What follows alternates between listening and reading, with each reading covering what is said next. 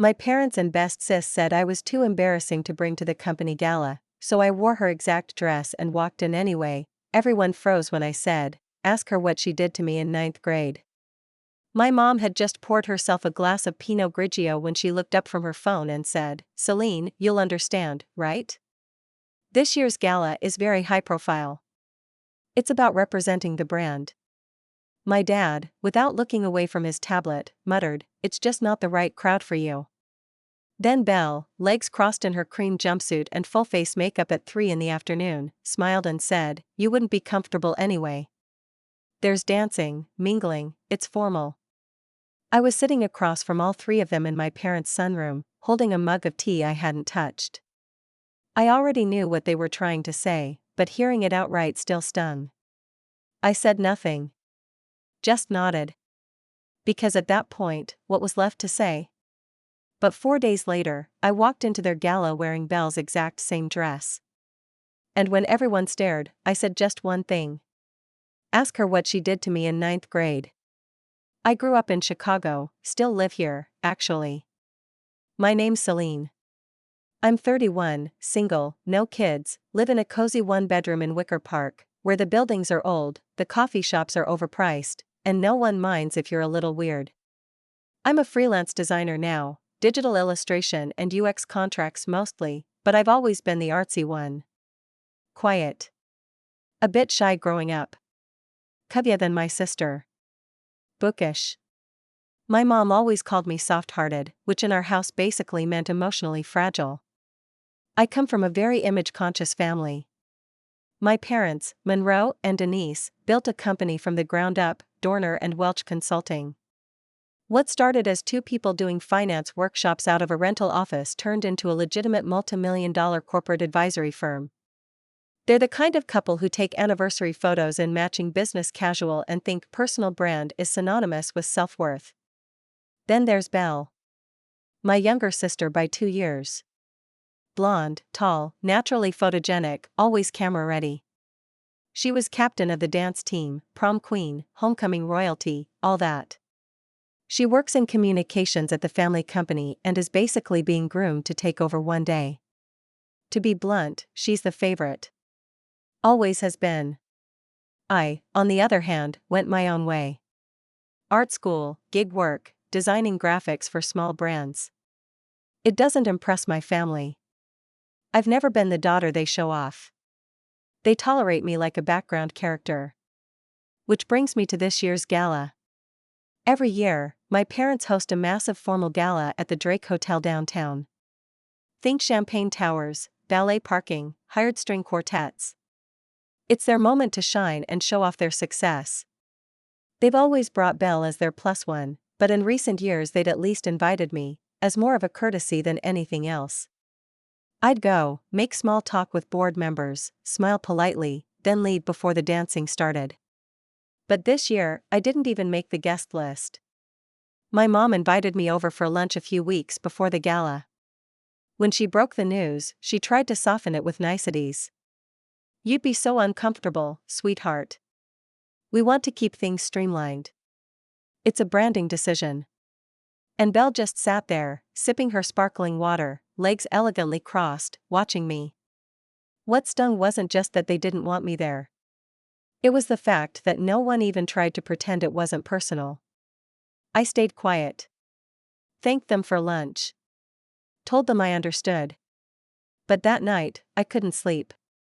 My mind kept replaying old moments, stuff I hadn't thought about in years, times they let Belle speak for me, or used my art without credit, or let people believe lies about me because it was easier than confronting her. That's when I saw the Instagram post. Belle, standing in front of her vanity, showing off the dress she'd wear to the gala, emerald green, satin with silver thread work, a low open back and slight train. She'd captioned it, "Can't wait to shine this weekend dizzy #family business." I recognized the dress immediately. I had designed it. 3 years ago, I went through a phase where I sketched dozens of original dress designs, pieces that combined soft textures with bold structure. I shared them with Belle, proud of my work. She said they were cute. Then never brought them up again. I never submitted those sketches anywhere. Never uploaded them. But she had them. She'd saved them. And now she was wearing my dress to a party I wasn't good enough to attend. I stared at that post for a full 5 minutes. Then I picked up my phone and called my friend Nari. Nari used to work as a costume designer for the Lyric Opera before starting her own boutique. She's one of the few people who's always seen me, really seen me, for who I am. I sent her the sketch. I need this dress, I told her. The exact one. She didn't even ask why. She just said, give me 5 days. So while my parents polished their shoes and my sister practiced smiling in the mirror, I was at Nari's studio being pinned and fitted and sewn into the same dress, every thread placed exactly like in the design I'd sketched years ago. I didn't plan on what I was going to say at the gala. I didn't even plan on making a scene. I just wanted them to see me. To realize I could stand shoulder to shoulder with Belle. That I wasn't a mistake or an afterthought. The night of the gala, I showed up unannounced. I walked into the Drake at 7:38 p.m., same time the guests were arriving in waves. My heart was pounding like a drumline under my ribs, but I kept my chin up and walked through the entrance like I belonged there. No one stopped me. No one even questioned me. The doorman looked me over once, nodded politely, and held the door open. Inside, it was exactly what I expected: crystal chandeliers, orchestral music floating through the air, men in tuxes and women in sequined gowns sipping from long stem glasses. And then I saw them. Belle was standing near the stage with my parents, talking to a group of executives. Her back was to me. She was wearing the same dress. The exact same dress. Except, she wasn't. Mine fit better. Because I designed it for someone like me. Someone who'd been pushed aside but never gave up. I walked up behind her, heels clicking softly on the marble floor. People started to notice. Heads turned. A few murmurs. My parents spotted me first, Mom's mouth fell open, Dad stiffened. Belle turned slowly, eyes going wide. She froze. Ask her, I said, voice calm, steady, louder than I meant it to be. Ask her what she did to me in 9th grade. You could hear a wine glass clink on the floor. No one moved. Belle's lips parted, but nothing came out. Her perfect posture deflated an inch. I hadn't meant to say it out loud. Not like that. Not to an audience. But I guess it had been sitting in me for too long. There were a few familiar faces from school there, people who remembered that year. The rumors, the lies, the accusations. No one ever asked why I stopped going to Lincoln High halfway through sophomore year. No one asked how the rumor started that I was sleeping with our English teacher. Or why my mom refused to believe me when I told her it wasn't true. That I'd been set up. That someone had emailed fake screenshots from my email address. No one asked because Belle cried louder than I did. And back then, she always got what she wanted. I walked out before anyone could stop me. Took a cab home. Ordered Thai food. Changed into pajamas and sat on my couch with my cat. I didn't cry. I just exhaled, like someone had finally loosened the ropes around my chest. The next morning, my inbox had exploded. The next morning, I woke up to 3 missed calls from my mother, 2 from my father, and an astonishing 31 text messages, most of them one-liners from numbers I didn't recognize. My phone buzzed non-stop until I finally flipped it face down and just sat at the edge of my bed, staring at nothing. It had been years, since I'd felt that kind of clarity. Not triumph, not satisfaction. Just, a painful sort of calm, like when the yelling finally stops in a house full of tension. There was nothing more to hide behind. Nothing more to explain away.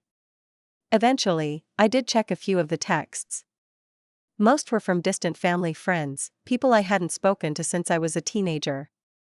They all started the same way: I'm so sorry, I had no idea, or worse, is it true? My mother's messages were a mix of emotional bargaining and veiled accusations. Things like, we need to talk.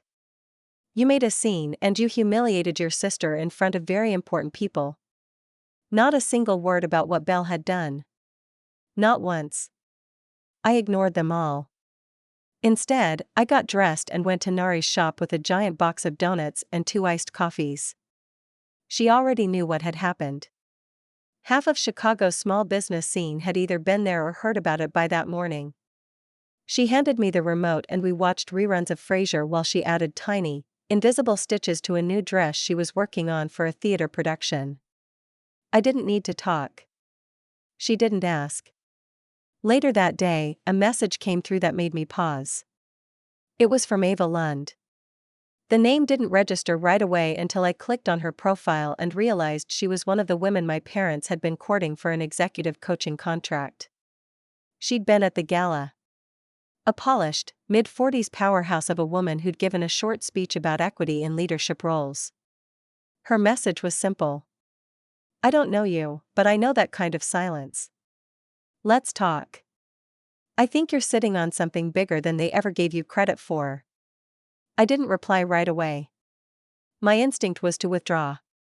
That old, familiar defense mechanism of don't make it worse. But then I remembered the way Belle's face had shifted, how her perfect, curated smile fell apart when she saw me. For once, I had held the truth in my hands, and I hadn't let it slip through my fingers.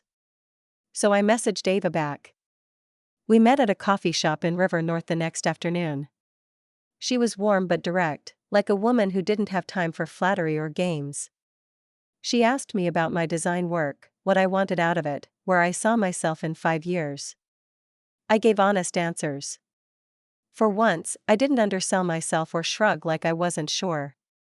I told her about the sketches, about how Belle had taken them, about how often my work had been used without credit, even within my own family. Ava sat quietly for a moment, then said, "You've got a story. A real one. You just haven't owned it yet." She slid a card across the table. "I want to see more of your designs. If you're serious, I have people you should meet." It was like someone had handed me a flashlight in a tunnel I didn't even realize I was lost in. That night, I pulled out every old sketchpad, every unfinished project folder on my laptop, and every dusty thumb drive I had stashed in my office drawer. I stayed up until 3 a.m. cataloging everything. I cried once, when I found the original sketch for the green dress. I'd written a little note under it at the time, power and softness. I never showed that part to Belle.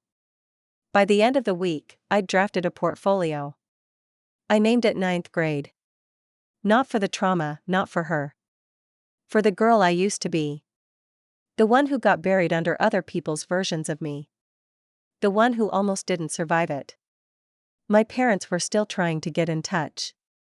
They left voicemails now, tired, hollow ones. My dad's tone had changed to that stiff kind of parental formality he used when pretending to apologize. My mother's messages were all about healing the family and not letting this define us. Belle didn't reach out. Not once. I heard through a mutual connection that she was taking a few days off work. My guess? She was regrouping, trying to spin it, rewriting the narrative. She always did have a talent for that. What people didn't realize is that Belle never needed to lie to get away with things, she just needed to talk first. And louder. What stuck with me most, though, was the silence from my parents about the actual accusation. Not a single question, not even curiosity. Just dismay that I had said it in public. Like their concern was never about what happened, but who happened to be watching. That was the part one couldn't let go of. In the following weeks, things escalated quickly. Ava introduced me to a designer in LA who ran a boutique label specializing in subversive formal wear, basically, evening fashion with a story. She loved my work. We started talking about a capsule collection. Not something huge, just 5 to 10 dresses, each with its own theme and name. The first dress in the series? That green one. We gave it the name Uninvited. And suddenly, my inbox wasn't just flooded with awkward sympathy messages, it was filled with inquiries, feature requests, even an interview offer from a fashion blog I used to read in college. All of that would have been enough. But then something else happened that shook me in a different way. Belle did finally reach out. She sent an email. No subject line. Just a 3-paragraph message. The tone was eerily calm, like someone who wasn't sure whether to apologize or sue. She wrote, "You blindsided me. I don't remember things the way you do, and I don't think what happened in ninth grade is what you think it was. But I'm sorry if you were hurt. I was a kid, too. I hope you're okay." There it was. Not quite an apology. More like damage control dressed as introspection. I didn't reply. She followed up once more, days later. A short message that read, "Let's not let this ruin everything." I didn't answer that one either. Because something in me had changed. I no longer needed to be heard by people who only ever listened when it served them. My silence was no longer weakness, it was ownership. I wasn't hiding anymore. Weeks passed. My parents stopped calling eventually. Maybe they got the message. Or maybe they were just waiting for the dust to settle so they could pretend it never happened. That was their way. Sweep it under the rug. Rewrite the version that suited them. They'd done it for Belle's sake since we were kids. But something was different now. I wasn't playing along anymore. My work started gaining traction. Small, but steady.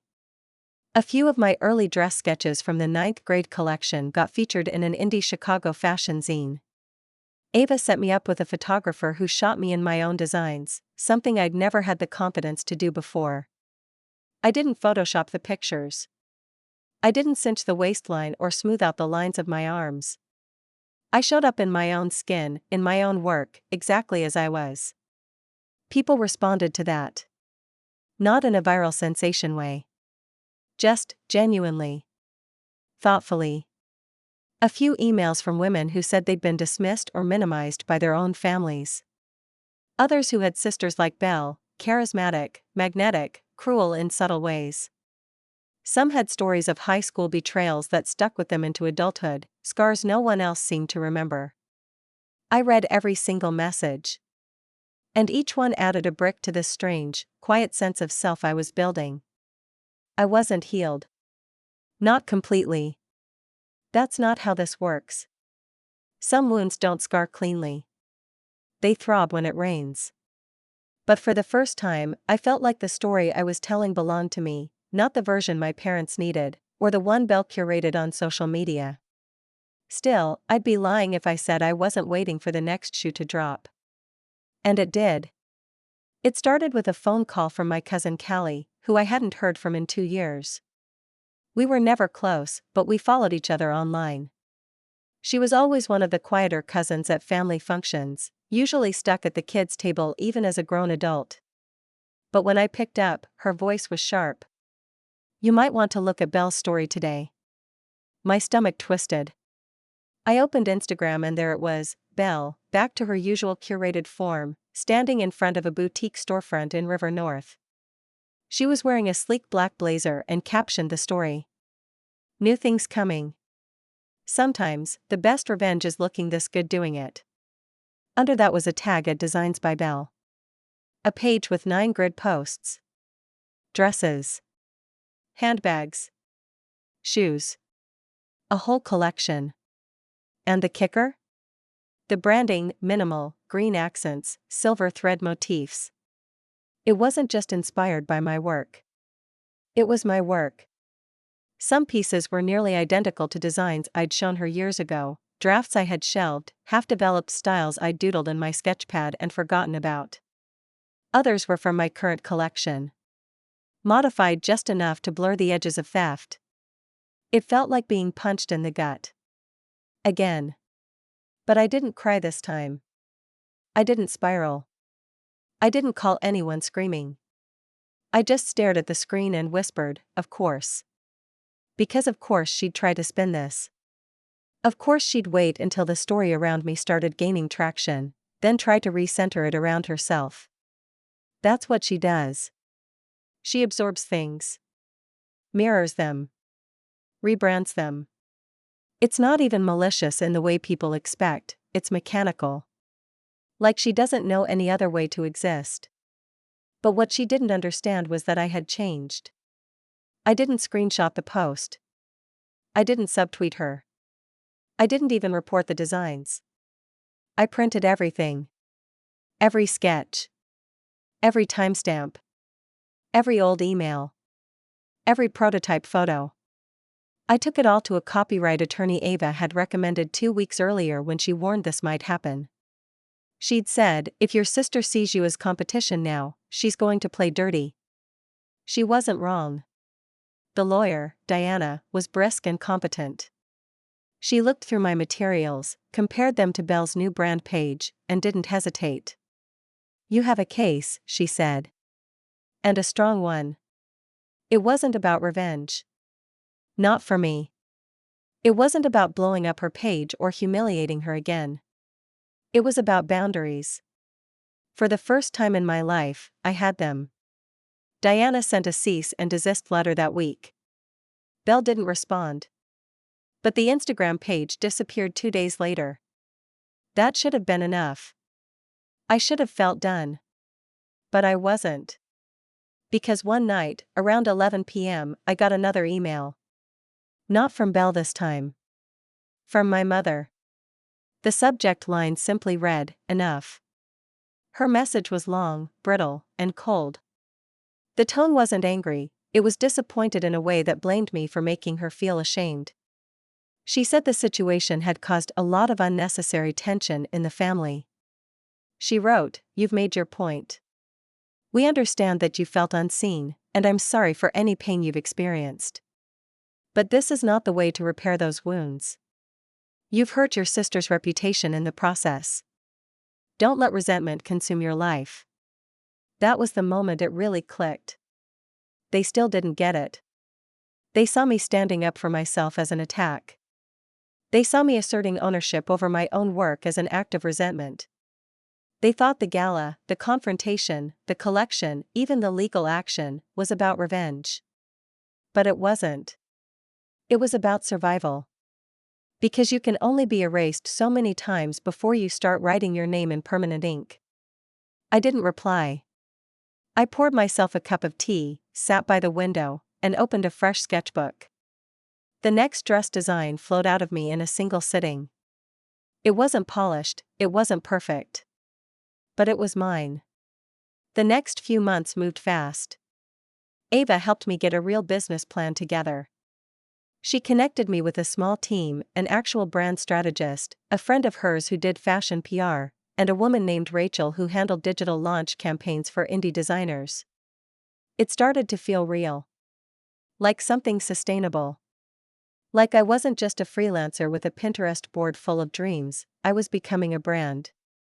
Ninth grade officially launched in late March, 5 months after the gala.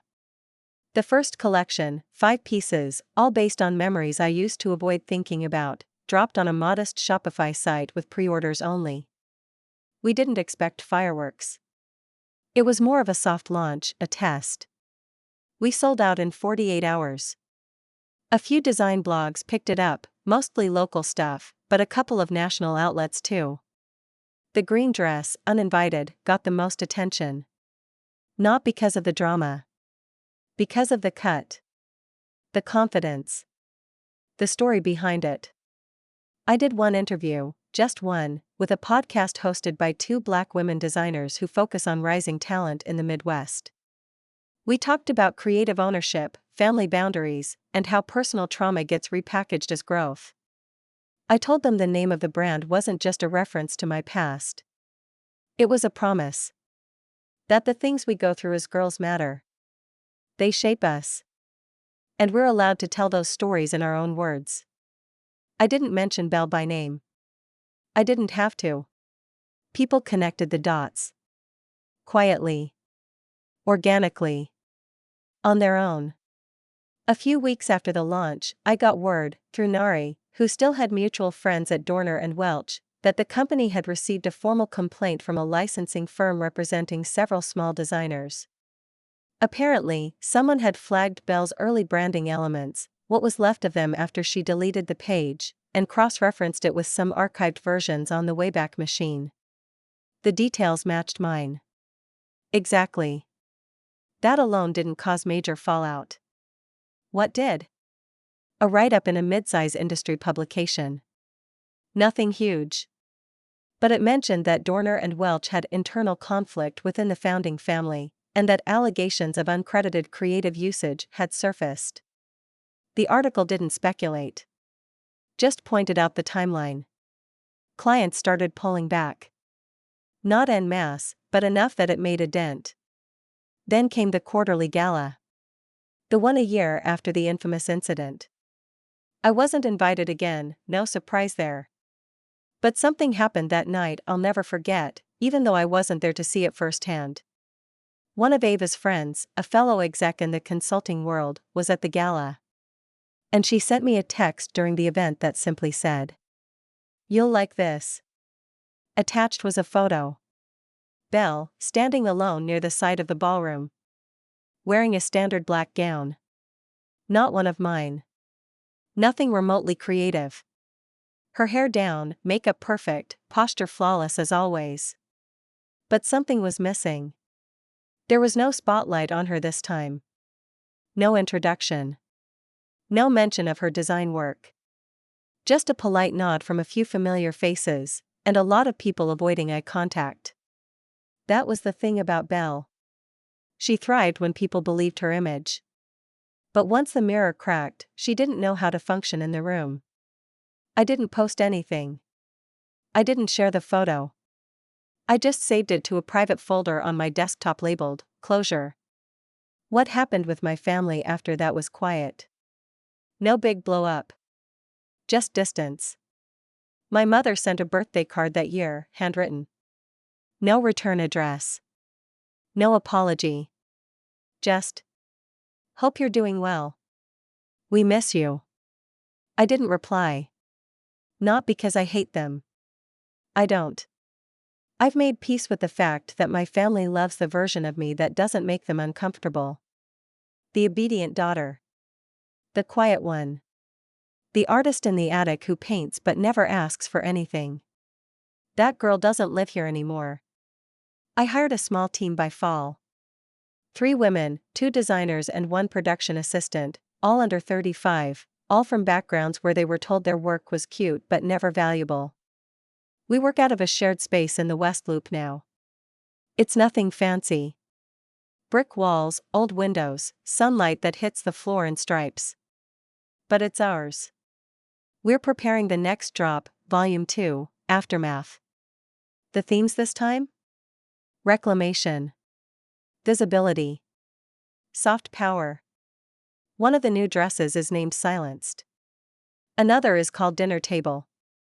And the final piece in the collection, the showpiece, the closing statement, is a stunning, floor-length black and green gown with silver embroidery around the neckline. We're calling it the apology that never came. When I showed the prototype to the team, one of them asked if it was about revenge. I smiled and shook my head. No, I said. It's about memory. And making sure mine isn't rewritten again.